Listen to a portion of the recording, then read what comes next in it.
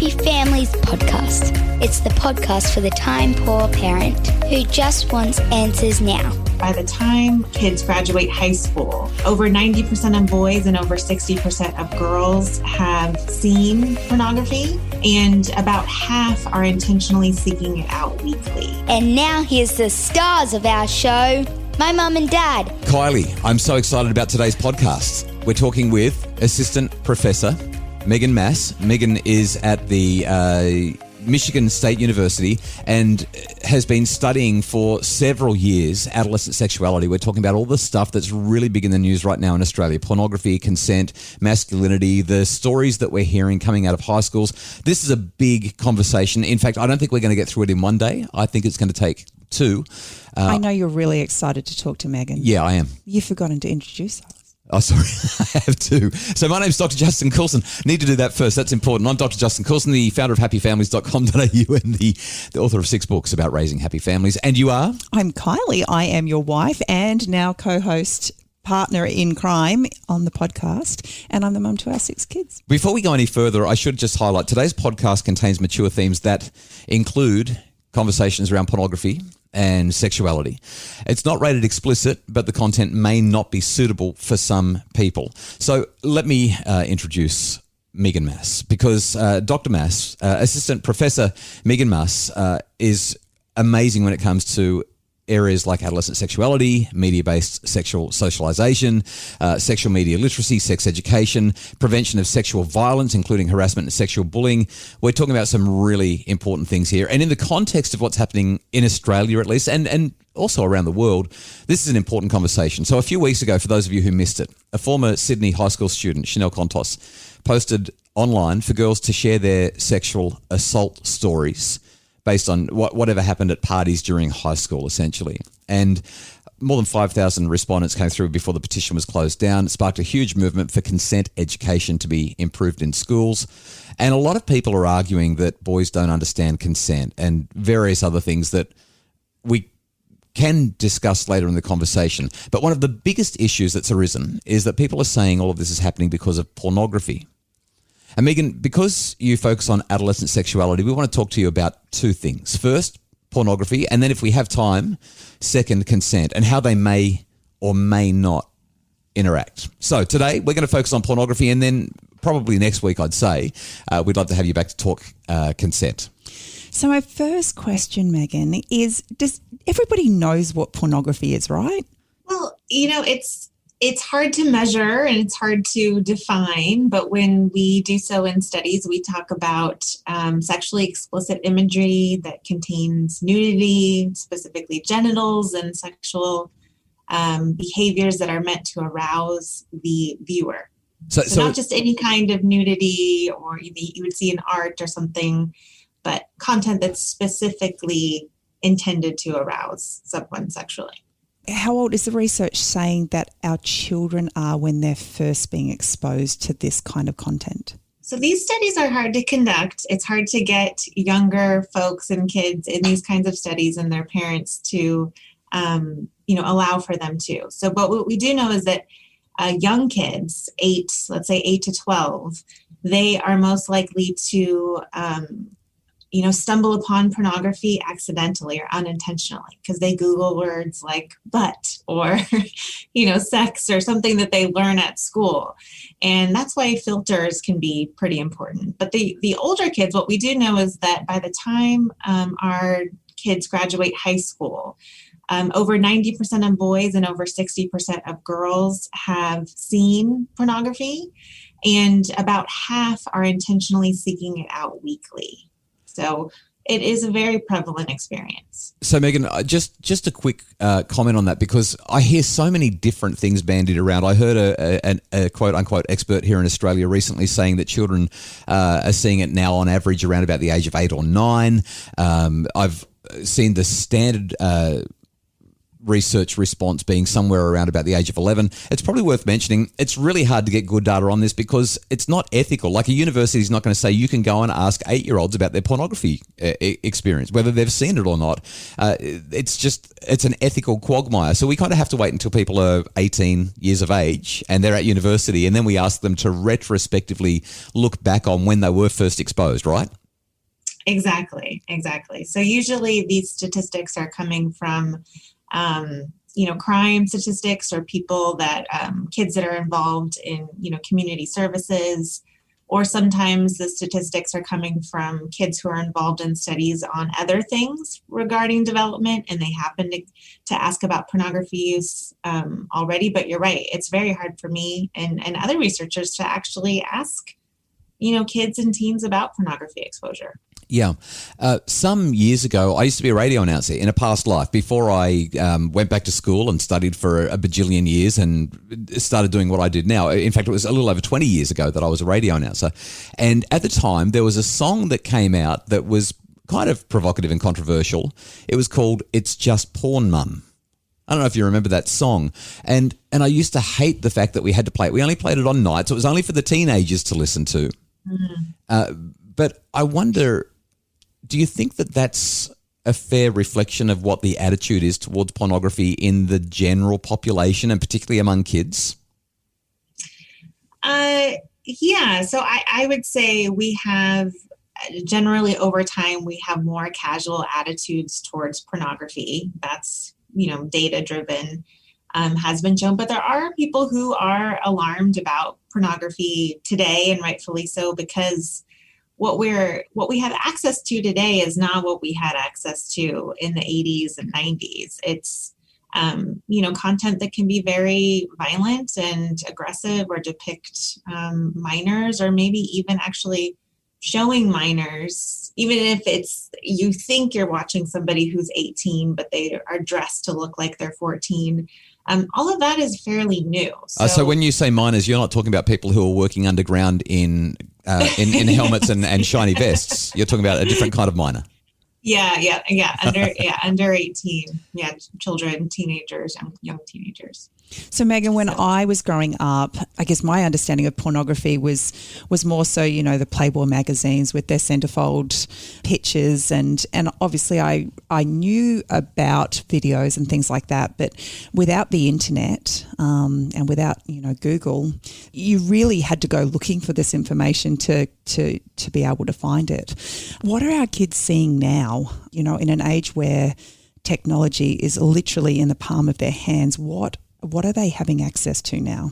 I mean, it's so important that you ask that question and bring up this connection with the attitude, because I think there are a lot of parents who are in your shoes, or, my shoes, or whoever, who have this notion of what pornography was when they were a teenager and maybe curious about it, or in their early 20s, and, friends were showing it or things like that. And so it can be easy to have an attitude like, oh, it's just pornography. And I've talked to parents like, that have that attitude. Oh, I got through that as a teenager as well. But what they're seeing today are acts of rough sex. Rough sex is a popular category, and it showcases slapping and choking. And it can be something like, I had a teen once who shared that they were really disturbed because their body, reacted. It was aroused by the content, but the content really scared them because it was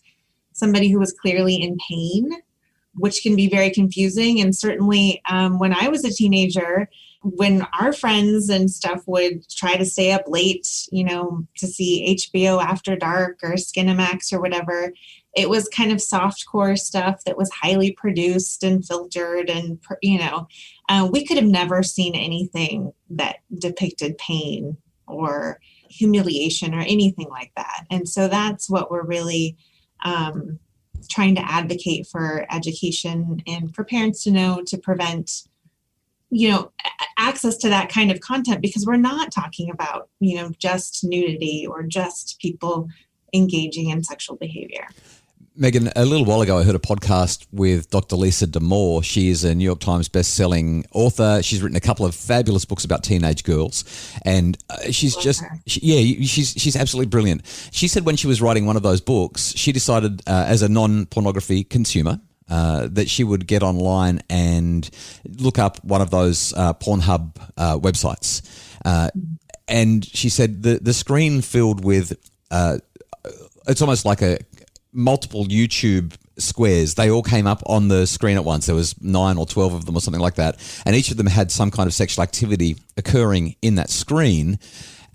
And she said she was so confronted by it because in a normal, consenting, healthy adult relationship, the kinds of behaviors that she was seeing literally assaulting her on the screen in each of these videos were just not the kinds of things that she understands most adults in healthy relationships would engage in. And yet this is the kind of thing that our kids are viewing. And I think that's kind of where you're going. This stuff is provocative, it's confrontational, it's icky, and yet it's still arousing because our bodies are designed to be aroused by that. I want to come back with you in just a sec because our podcast is the podcast for the time poor parent who just wants answers now, and talk with you about how we can have effective and positive conversations with our children about this so that they can be protected from what seems to be bad for kids. We'll do that right after the break. It's the Happy Families Podcast. Imagine a home where discipline got results without anyone having to feel bad or in trouble. The Do's and Don'ts of Discipline is a webinar to help parents set limits with love, compassion and humanity. Find it now at happyfamilies.com.au/shop. It's the Happy Families Podcast, the podcast for the time poor parent who just wants answers now. And today we've been talking with Megan Maas, Assistant Professor Megan Maas. At Michigan State University, an expert in adolescent sexuality. Megan, one of the big questions that I have relates to the scientific evidence around how pornography affects people. That is the causal relationship. If you watch pornography, what does it do to you? And I know that there's not a lot of science that we can really lean on heavily here, but I'm specifically interested not about how it affects adults, as much as that would be an interesting conversation. I'd like to know how it affects our kids' behavior. Yeah, so what we do know is the studies that have been able to recruit teens to participate. Teenagers who do consume more pornography are less likely to use condoms during sex. They are more likely to hold what are called rape supportive beliefs, or ideas that, it was a woman's fault because of something she wore, or she was at the wrong place at the wrong time, or those kinds of beliefs. And they're lower in sexual satisfaction when they emerge in college than high schoolers who abstain or view little internet pornography. So let me just say that again, just to put a big red line underneath this. Our teenagers who consume pornography are less likely to use condoms and therefore have intercourse safely. They are more likely to endorse unhealthy beliefs about, essentially what you're saying is they're more likely to objectify women and believe that they deserved anything sexual that came their way, whether it was consensual or not. And they have less satisfying sexual relationships as they get older and start to be old enough to be surveyed about that sort of stuff. Yep. It's hardly a healthy way to launch into your sex life as a teenager. What else is there? So, and I have to say there's a couple of caveats. So there's two protective factors, and the associations are still there, but they're smaller for youth who have parents who talk to them openly about sexuality and who are caring and monitoring their lives in that way, and for teens who perceive what they're watching to be less real.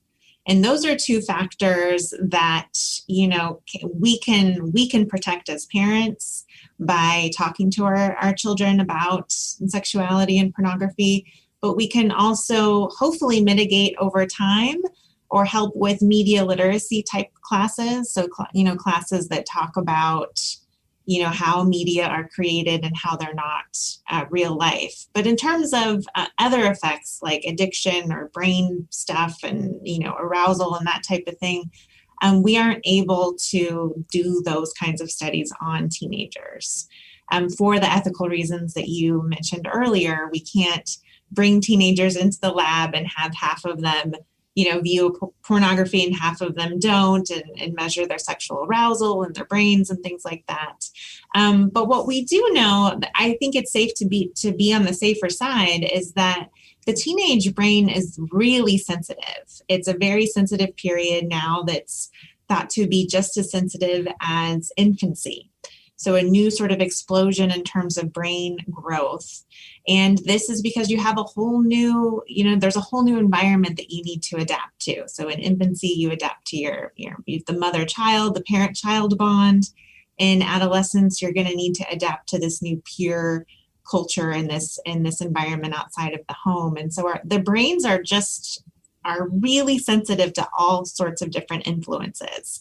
And so when we think about it from that perspective, we want to make sure that their relationships and their friendships and the media they consume and all their experiences that are having are going to be ones that really help and support their brains growing in healthy ways. I actually have two questions I'm going to wrap into one, Megan. How do we talk about this with our kids?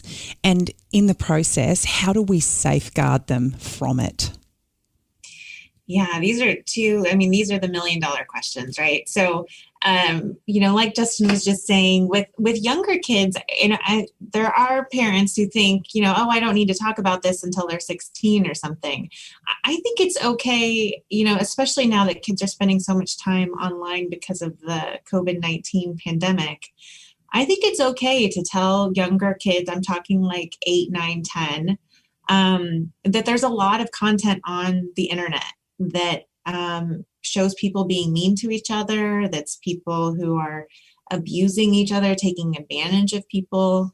There are images and videos of people who are naked, and those kinds of images are going to make you feel a lot of different things. Sometimes you might feel really embarrassed. Sometimes you might feel kind of queasy in your stomach. Sometimes you might feel excited, and you might feel tingly, and all of those kinds of reactions are normal. Our bodies react to all sorts of imagery. You can even, talk about food imagery. As an example I use, when we see advertisements of cheeseburgers and chocolate cake and stuff, all of a sudden we want it, and you can notice your brain reacting. I think having those kinds of small conversations, and then obviously getting a little bit more detailed for your older teens versus the younger kids, in terms of your terminology, instead of, people naked online or people being mean to each other, an older teen can know that we're talking about people having, sex on camera or people being videotaped without their knowledge. So I think preventing, talking to them about how their bodies are going to react regardless of age is important. Having those developmental differences in terms of talking about like what pornography may be and what it might look like, that's going to evolve over time. So Kylie, take home message. 3 points. Pornography is everywhere. Yeah. Secondly, our kids are almost certainly going to see it at some point. And number 3, we have to have conversations. Whether it's intentional or not, it's going to come up in their world. Well, Assistant Professor Megan Maas from Michigan State University, it has just been an absolute delight to be able to spend some time with you. Thank you so very much for your time. We didn't get near the consent conversation. Can we get you back to talk about that on another episode? Absolutely. Thanks for having me. Awesome. It's always fun to talk with you. That'd be great. And we really hope that you have enjoyed the podcast. The Happy Families podcast is produced by Justin Rulon from Bridge Media. Craig Bruce is our executive producer. If you'd like more info about making your family happier and protecting your kids from the dangers, harms and concerns around pornography and sexual content online, you can read any of Megan's stuff. She's got a website, meganmaas.com. You can also visit the eSafety Commissioner here in Australia. I've written about 20 articles about how we can help our kids stay safe, or just visit us at happyfamilies.com.au.